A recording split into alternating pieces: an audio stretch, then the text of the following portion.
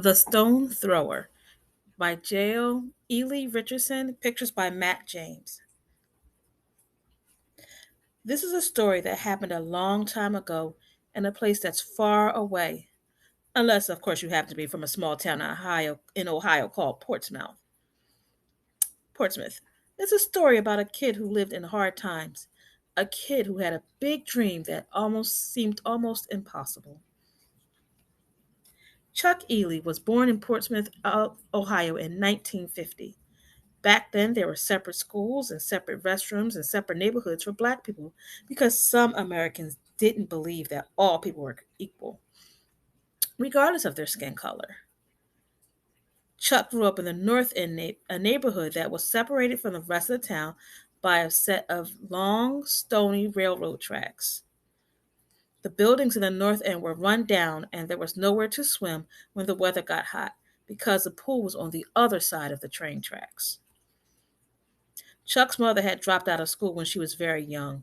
She had to work hard to raise her son all by herself.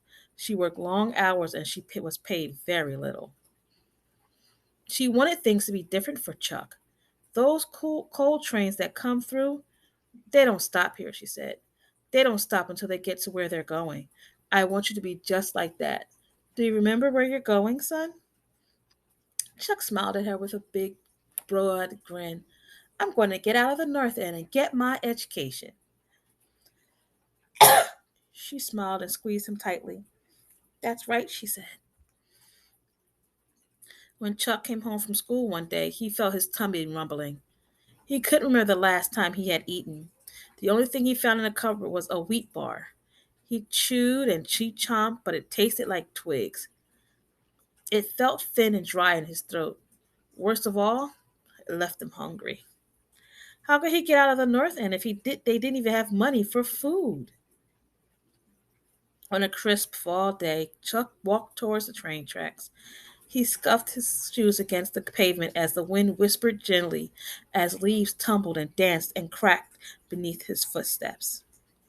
Just then, Chuck heard a long, thin whistle in the distance. The ground began to rumble, and the train tracks shook. The stones along the tracks jumped and bounced like hot kernels of popcorn. Thick gray clouds huffed and puffed from the smokestacks of a train as it chugged down the railroad tracks toward him.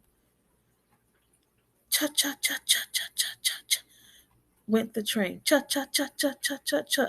It went as the dark coal cars crawled along the tracks like a black trail of black ants, each marked with N and W for Norfolk and Western. Suddenly, Chuck had an idea. He selected a stone from the side of the tracks and rubbed it between his fingers.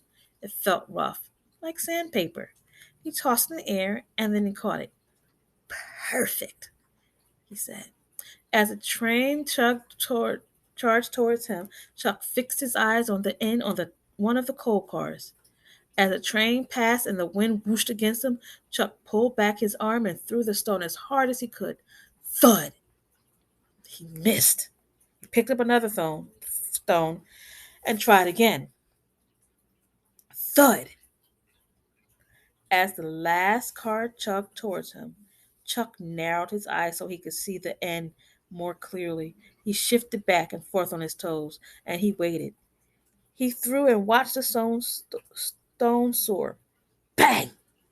Chuck smiled and raised his hands in victory. After that day, Chuck often went back to the train tracks.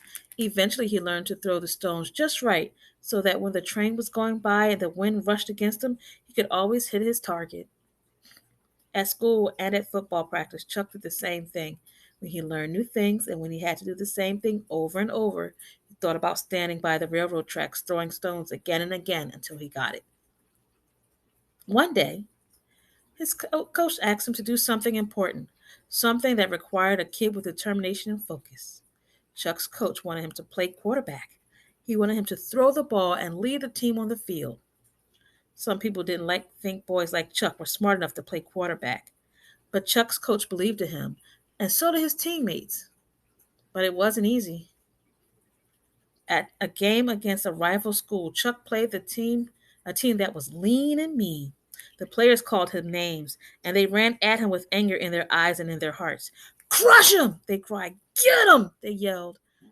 With a few seconds left on the scoreboard, Chuck's team was down by 5.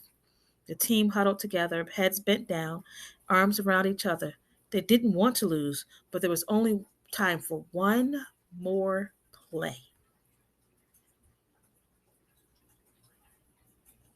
Chuck got the ball and looked down the field as one of his teammates started to sprint towards the end zone.